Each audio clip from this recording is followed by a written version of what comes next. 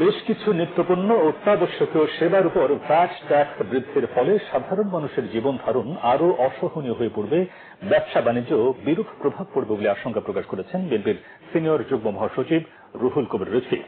নয়াপল্টন কেন্দ্রীয় কার্যালয়ে সংবাদ সম্মেলনে তিনি বলেন, এর ফলে অন্তর্বর্তী সরকারের উপর ক্ষুব্ধ হয়ে জনগণ রাজপথেও নামতে পারে। রিজভী বলেন, সংস্কারের নামে জাতীয় নির্বাচন নিয়ে কালক্ষেপণ জনগণের কাছে গ্রহণযোগ্য হবে না।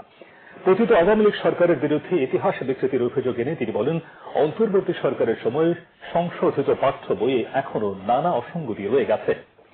পাঠ্য বইয়ে সঠিক ও নিরপেক্ষ ইতিহাস সংযোজনের আহ্বান জানান বিএনপির এই মুখপাত্র।